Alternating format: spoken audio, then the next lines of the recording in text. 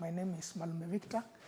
I'm the CEO and head of business of AhaInnovate Limited. Our mission is to provide access to digital learning material for underserved schools using this kit, which is an offline mobile learning library. So my co-founders, I have two co-founders who are just listed there. So a few years ago, I got an opportunity to visit public schools in rural areas and found that the projects which involved use of digital learning, like the ones spearheaded by the government, were not working well because of issues to do with power and connectivity. The content was in the cloud, but guys were still struggling to consume content with this. So this is a problem which is very much prevalent in most rural places in schools. Can go next. So I did user research start of this year, especially in private schools, and also realized that the same problems are there, where teachers also cannot be able to take advantage of digital learning content because of power and connectivity. Next. So we realized 4 main gaps in the education sector. And the first one is digital divide, where most schools, because of their environment, are not able to comply with, to be digital, to make sure that digital learning can happen in their school. And then also teachers are not trained in ICTs, so they are not able to integrate ICTs in classroom. And we have the new CBC competency-based curriculum that requires schools to use technology, but schools are not ready to use technology already, although the requirements are there. And then we also have shortage of books in most schools, whereby they are not enough for all learners. They're expensive and wear and tear, such things. So these are things which are real in the environment. So the solution is this kit here, which is basically a mobile library. As you can see here, we have tablets, we have content access points, and a projector which a teacher can use in class without plugging into electricity, and everything here works wirelessly. So the solution has content. So we have content which we load here, and we get this content from content providers who are approved by the government bodies in charge of that. So this is our solution and the solar system there. Next. And definitely we are not alone in this business, but our system has very serious advantages. The first one is the ability to serve content offline without using internet. Definitely others are doing that, but we ensure that we partner with people who have content. So we don't produce content, but we can get content from various people or companies. So we are able to aggregate a lot of content. Then we have portable solar, which is something that I've not seen around, that you can charge things without electricity.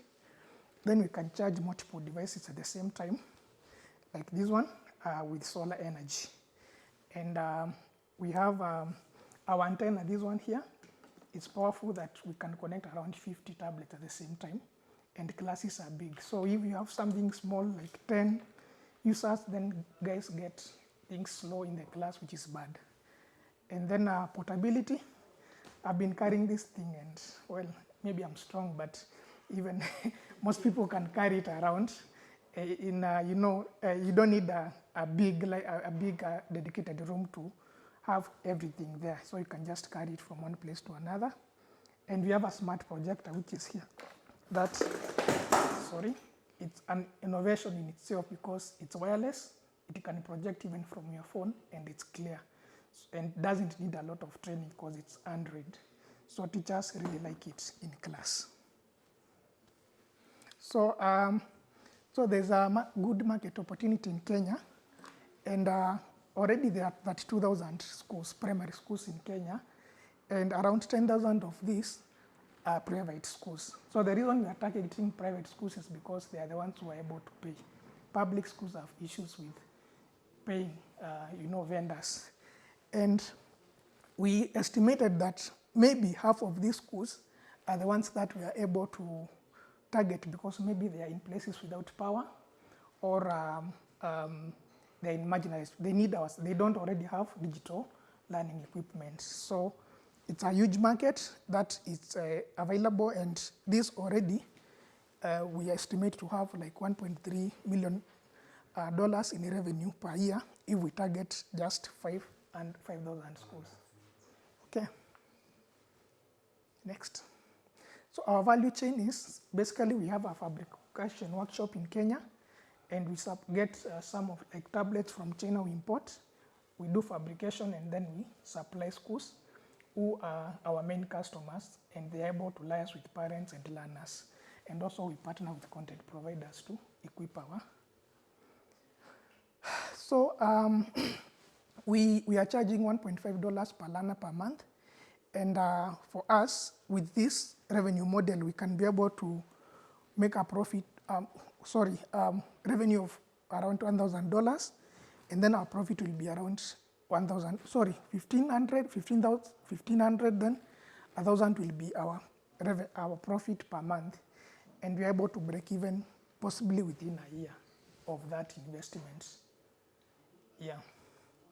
Traction, we've been able to onboard 3 schools in the last 3 months, despite there being an holiday, and we've been charging our schools 50 shillings per day, 50 shillings per learner per day, and we have very good videos on how we are doing that. Next. And also we are working with an HR consultancy firm to help us set up our organizational structure and people management in our organization, because we are a startup, we don't have such skills yet, so we are growing. And we are working with content providers and China companies for logistics. Okay. It's okay, you can finish. Yeah.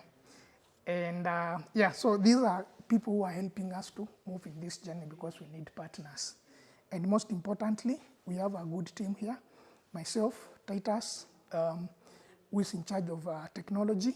Then Gerard is in charge of business operations and supply chain. And then we have this lady here who is helping us with HR stuff. Next. Now we're asking a lot of money, $50,000, because we want to streamline the production of this kit. Locally, we are taking a lot of time to make this, and we are not able to make many kits in a short time. So if someone asks us to make like 100 kits, it will take us a lot of time. So we want to partner with Chinese company to redesign this kit so that when we import the parts, they come pre-assembled, we can be able to scale easier. So that will take some huge investment. And also, I've noticed we have issue with content. We already now have 2 main content providers, which already being in the field every week myself, I find it schools still need more content than we offer. So we need to onboard more content providers in our platform and pay them for that. The others are relating to logistics and overheads. Yes, so thank you so much for the opportunity.